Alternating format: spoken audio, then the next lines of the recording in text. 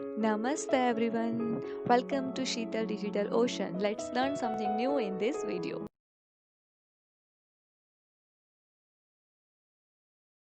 तो last video में हमने देखा था कि माई एसक्यूएल की हमने कनेक्टिविटी डेटाबेस की करी थी, राइट? वो यूजिंग फ्लास्क। अभी उसमें हमने इंसर्ट की क्वेरी देखी थी। अभी इसमें हम क्या करेंगे, सेम हमको डेटाबेस कनेक्टिविटी ही करनी है, लेकिन यहाँ पे हमें इंसर्ट की क्वेरी सिलेक्ट की करी, ये सब क्वेरी याद रखनी पड़ती है।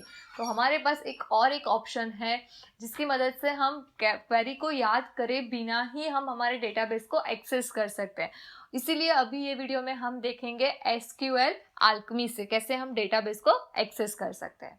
तो उसके लिए आपको पहले क्या करना पड़ेगा, अपने टर्मिनल पे आपका प्रोजेक्ट ओपन कर दो और अपने टर्मिनल पे pip install flask अंडरस्कोर नहीं, माइनस की sign and then SQL alchemy इसको लिखकर इसको एंटर दे दो। ये पैकेज आपको इंस्टॉल करना पड़ेगा। इसमें ऑलरेडी इंस्टॉल है, इसीलिए इसमें आ रहा है रिक्वायरमेंट ऑलरेडी सेटिस्फाइड।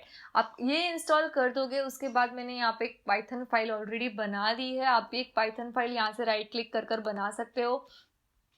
तो एक पाइथन फाइल आप क्रिएट कर दो और इसमें बेसिक हमने जो रिक्वायरमेंट्स है वो यहाँ पे मैंने लिख दी है। अभी हम स्टार्ट करते हैं डेटाबेस कनेक्टिविटी के लिए हमको क्या चीज़ चाहिए वो।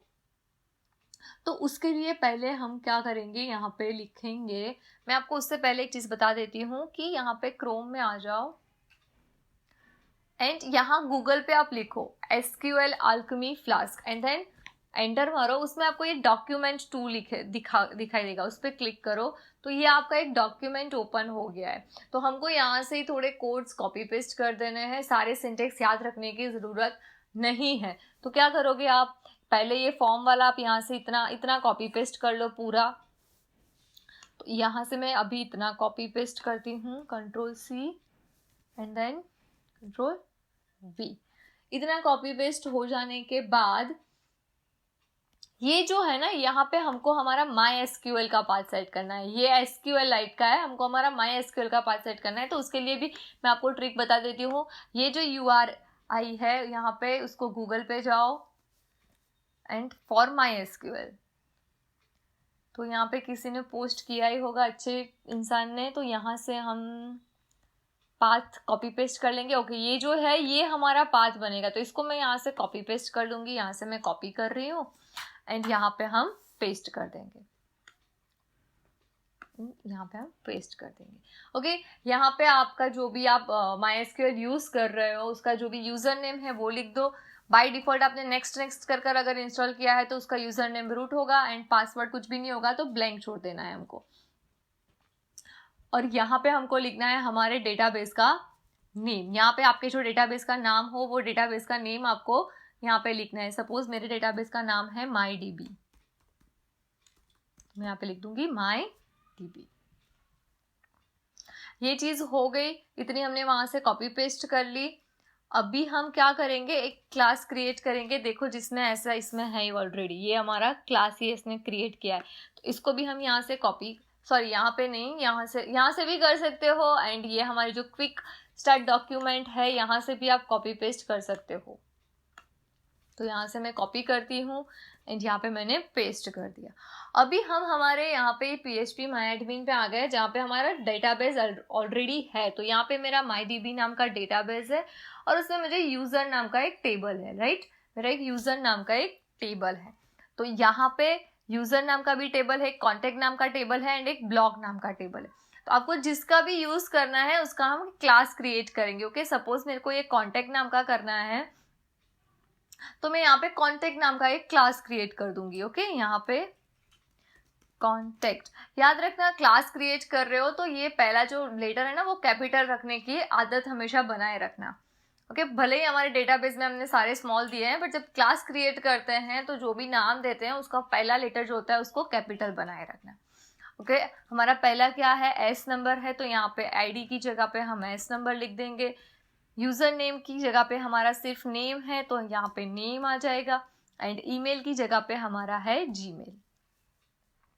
Got it? समझ में आया हमने यहाँ पे ये चीज़ क्या की? सिंपली इसमें क्या करना है आपको, जितने भी क्लास क्या डिफाइन करता है, तो आपका जो टेबल है ना उसका कंटेंट, मतलब टेबल में कितनी कॉलम्स है, तो ये कॉन्टैक्ट टेबल है वो हमारा क्लास नेम बन जाएगा और ये जो कॉलम है उसके मेंबर्स बन जाएंगे।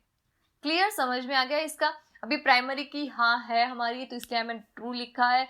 नेम यूनिक देना है या नहीं देना है, अगर बाय डिफॉल्ट ट्रू है, यूनिक देना है तो ट्रू, नहीं देना है तो फॉल्स। जीमेल आईडी यूनिक देना है तो ट्रू, नहीं देना है तो false. Nullable false, that means not null को भी वो, अगर हम नल रखेंगे ना तो ये एरर देगा। ओके, इन शॉर्ट ऐसा आएगा कि नल नहीं दे सकते, हमको कंपलसरी कोई ना कोई वैल्यू देनी पड़ेगी। तो ये हमने ये चीज कर ली। अब आगे हम क्या करेंगे, जैसे ही हम हमारा वो डिफाइन करते थे पाथ, राइट, रूट डिफाइन करते थे ना ऐप डॉट रूट लिख कर, तो वही चीज आएगी सेम। एंड यहाँ पे मैं कोई भी फंक्शन का नाम दे देती हूँ, सपोज इंडेक्स। एंड यहाँ पे अब हम लिखेंगे कोई भी वैल्यू हमको असाइन करनी है वहां पे, तो मैं यहाँ पे लिख देती हूँ suppose F name is equal to, and यहाँ पे हम दे देते हैं ocean. Okay, and email is equal to, यहाँ पे हम दे देते हैं शीतल डिजिटल @ocean.com, कोई भी दे दो, इट्स आपको अभी मैं प्रैक्टिस के लिए यहाँ पे कोई भी ईमेल दे देते हो, आपको जिसको जो ईमेल देना है आप यहाँ पे ईमेल दे सकते हो। अभी हम एक क्रिएट करेंगे एंट्री इज इक्वल टू कर जो हमारा क्लास हमने क्रिएट करा था कॉन्टैक्ट। अब हम इसमें वैल्यू ऐड करेंगे। ओके, तो पहला था हमारा नेम, तो नेम इज इक्वल टू क्या वैल्यू आनी चाहिए, F name. Okay, and Gmail is equal to क्या होना चाहिए, हमारा ईमेल। समझ में आया? ये ईमेल दैट मीन्स ये वैल्यू होगी और ये जीमेल दैट मीन्स ये वैल्यू होगी।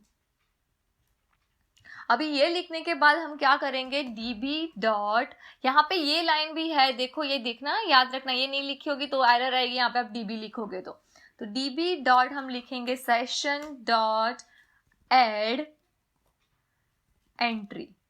तो ये लाइन की मदद से आपकी जो इंसर्ट क्वेरी है वो फायर होगी। अभी इतना लिखकर आपका जो प्रोग्राम है वो रन नहीं होगा। आप जो चाहते हो कि मेरा डेटाबेस में डेटा कमिट हो जाए या डेटा है जो स्टोर हो जाए, तो इतना लिखकर नहीं होगा। उसके लिए आपको क्या करना पड़ेगा, कमिट करना पड़ेगा। तो इसीलिए हम यहाँ पे लिखेंगे कमिट। क्या करेंगे, कमिट कर देंगे इसको। तो इसकी हेल्प से ही हमारे डेटाबेस में चेंजेस हो गए। अभी मैं एक बार डेटाबेस आपको बता देती हूँ जिसमें ये हम ओशन एंड शीतल डिजिटल वाला हमारा ऐड हो जाना चाहिए, राइट। तो उसके लिए हम यहाँ पे, ये रहा हमारा डेटाबेस, और ये डेटाबेस में आप देख लो अभी कोई ऐसी कोई वैल्यू है नहीं, तो अभी वो वैल्यू हमको चाहिए, इसीलिए हम आ गए हैं यहाँ पे। ओके, हमारे फ्लास्क पे अभी आ गए हैं। अभी ये हमारा प्रोग्राम हो गया है कंप्लीट। अभी इसको हम रन करते हैं।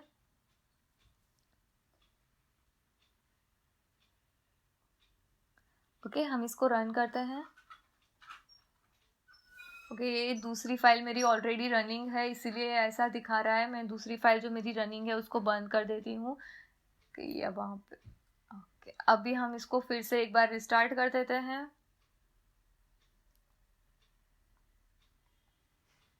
अगर आपका यहाँ से रन कर रहे हो और रन नहीं हो रहा है, कोई भी एरर आ रही है, तो आपको क्या करना है, यहाँ पे एक चीज लिखनी है, app.config में आपको लिखना है SQL alchemy _ modifications is equal to true कर देना है। ओके, अभी फिर से हम एक बार और रिस्टार्ट कर देते हैं इसको, एंड देन अब रन करते हैं।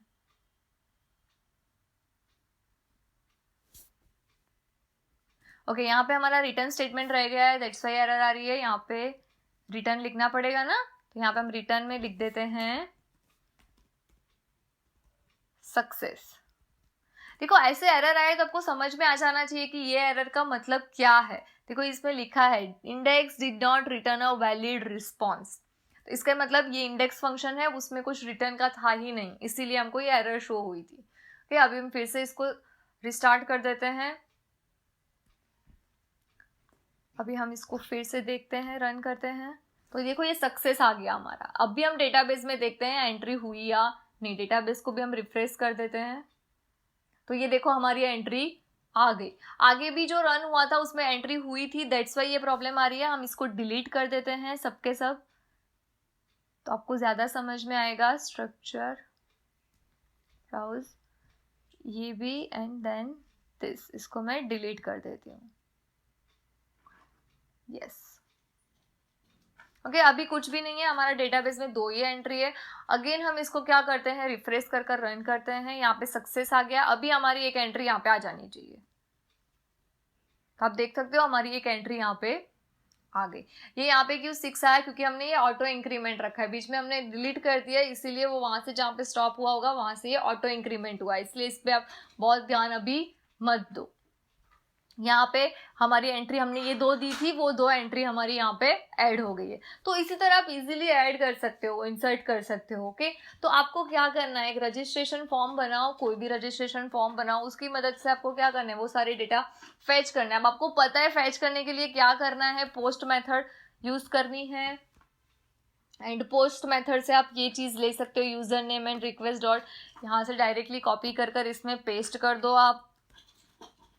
पोस्ट मेथड से जितने भी आपके हैं वो सारे ले लो, एंड यहाँ पे नेम इज इक्वल टू, ये जो फील्ड है यूजर नेम आ जाएगा, password is equal to password. जो फील्ड यहाँ पे आप क्रिएट कर रहे हो ना वो यहाँ पे होनी चाहिए, और यही सेम चीज कहाँ पे होनी चाहिए, आपके डेटाबेस में भी होनी चाहिए।